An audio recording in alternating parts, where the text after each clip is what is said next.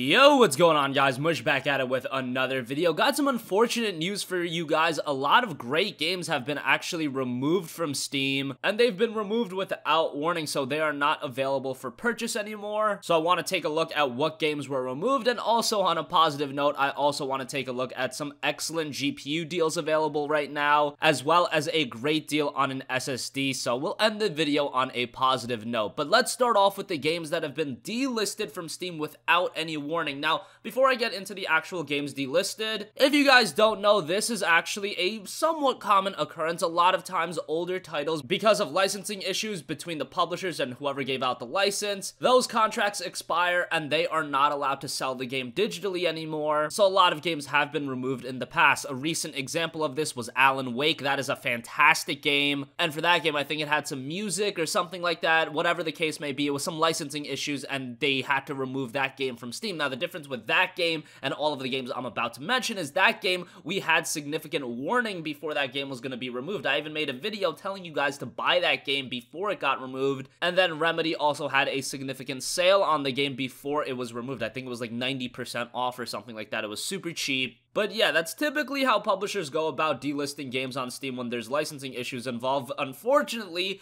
Activision just delisted 5 games from Steam without any warning, and there's some really good games. Now, it hasn't been confirmed that this is because of licensing issues. However, it makes a lot of sense because the games affected are Transformers War for Cybertron, Transformers Fall of Cybertron, Transformers Rise of the Darkspark, Transformers Devastation, and The Legend of Korra, and all of the DLC associated with those games. Now, Transformers Rise of the Darkspark and The Legend of Korra are actually pretty bad games. However, Transformers War for Cybertron, Fall of Cybertron, both those games were developed by High Moon Studios, and they did a great job with both War for Cybertron and Fall of Cybertron. This was coming right off the release of Batman Arkham Asylum, and I think more people were expecting something great from licensed games. And in my opinion, they absolutely delivered with Transformers War for Cybertron. If you're a fan of Transformers, that was just a fantastic game, a lot of fan service, and then the gameplay was really good. And at the time of release, I believe there was a multiplayer mode as well that was active, and that was a lot of fun too. And the single player campaigns were content-filled experiences. That was with War for Cybertron, and then Fall of Cybertron was very similar, and then Transformers Devastation, I believe it was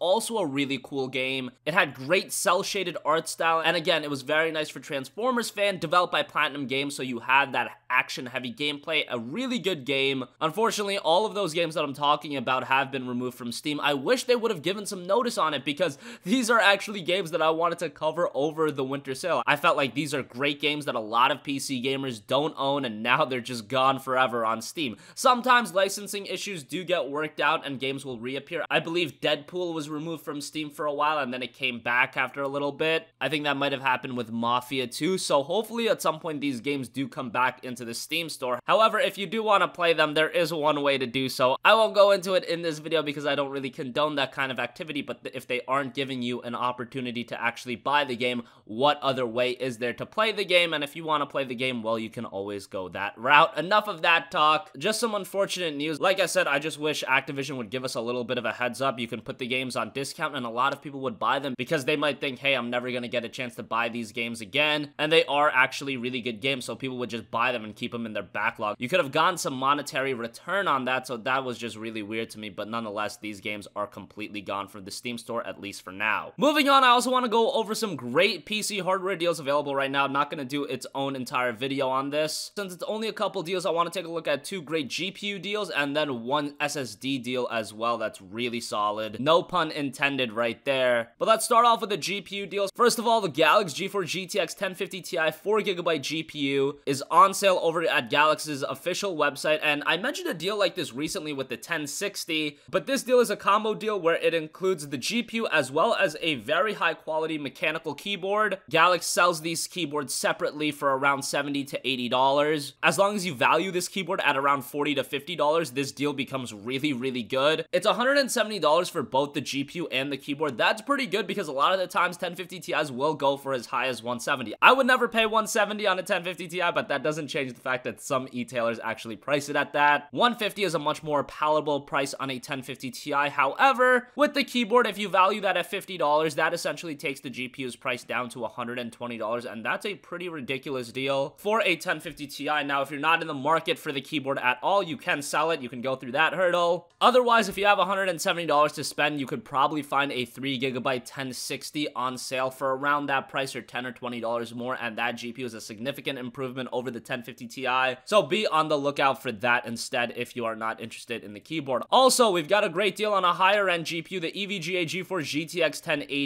8GB GPU is down to $500. Along with that, you do get a free copy of Destiny 2. Destiny 2 is a game that is being absolutely panned right now. However, it's still a very recent release, and if you valued it at least $30, which is about the value of the game now, you can actually find this game very cheap. Even though Newegg says they value it at $60, you don't value this game at $60. You can find it readily available cheaper than that, far cheaper than that. So $30 is a good value for that. Honestly, it might be even a little bit lower than that, but let's say $30. So you end up getting a 1080 for $470, and that's pretty freaking good, especially this EVGA one. It's got a nice cooler on it. As always, I know with these higher end GPUs, you guys aren't really deal hunters if you're dropping, you know, $500 on a GPU. Saving a little bit of money probably isn't the biggest deal to that audience, but nonetheless, I like to mention it anyway, and this is a great deal on a 1080. Unfortunately, a lot of the mid-tier GPUs like your 1060s, your RX 580s, those do not go on sale. So the sales that you do find are on that 1050 Ti tier, and then that 1070 Ti to 1080 tier. Everything in between is kind of a crapshoot, which is unfortunate. And finally, I also want to give you guys a awesome deal on an SSD. Honestly, this might be the best deal out of everything that I've mentioned. A Samsung 850 EVO 500GB SSD is down to $140 on Newegg. That's already a ridiculously great deal, but there's also a promo code that I'll leave in the description box down below that knocks off another $10. So a 500GB SSD for $130,